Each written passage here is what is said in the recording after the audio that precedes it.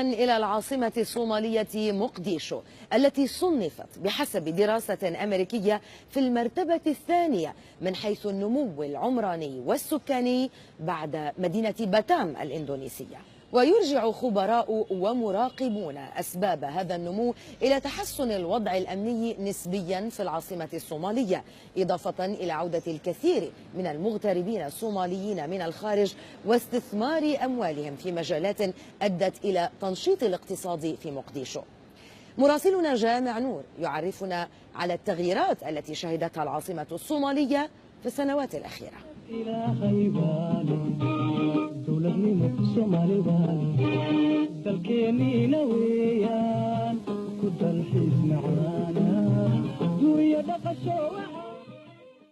مفاجأة من العيار الثقيل لم يتخيلها أحد لمدينة لم تعرف خلال العقدين الماضيين سوى بحروبها ومعاركها الدامية التي أدت إلى مقتل آلاف الصوماليين وتشريد مئات آلاف آخرين. فقد خلص تقرير لمجموعة ديموغرافيا الأمريكية نشرته جريدة الجارديان البريطانية إلى أن مقديشو أصبحت ثانية مدينة في سرعة معدل النمو السكاني بعد مدينة باتام الإندونيسية، وأن عدد سكانها زاد عن 2 مليون نسمة. سنوات الحرب الطويلة التي أثقلت كاهل المدينة وأهلها ساهمت أيضا بشكل غير مباشر في توسعة المدينة وامتداد حدودها الجغرافية.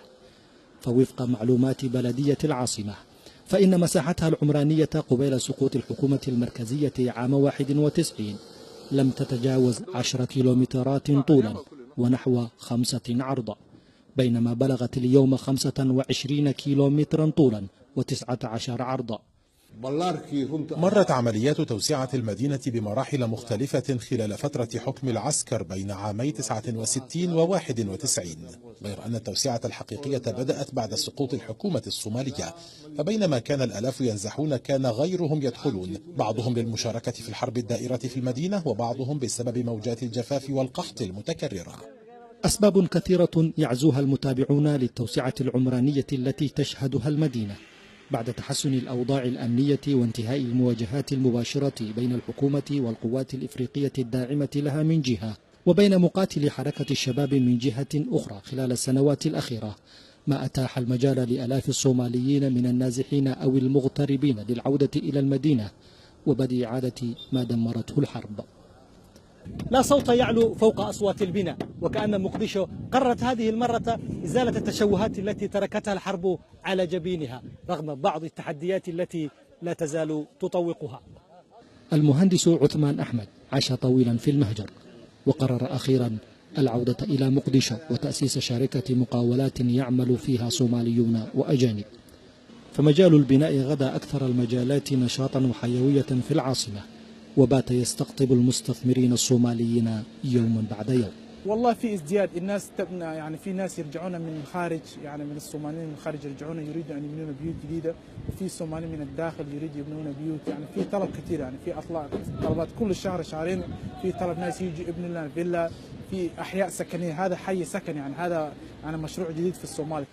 ومع الطفرة العمرانية والتوسعة السريعة التي شهدتها المدينة في الفترة الأخيرة تبقى هناك معوقات وتحديات، فما يزيد عن 80% من طرقات المدينة لا تزال مدمرة، والقليل المتبقي الذي تم ترميمه بمساعدات خارجية يشهد اختناقات مرورية تجعل التنقل فيها أمرا صعبا للغاية، كما أن انهيار شبكة الصرف الصحي وغياب التخطيط الحكومي للتوسعة العمرانية الجديدة تضيف عبئا كبيرا على مشاريع التوسعة.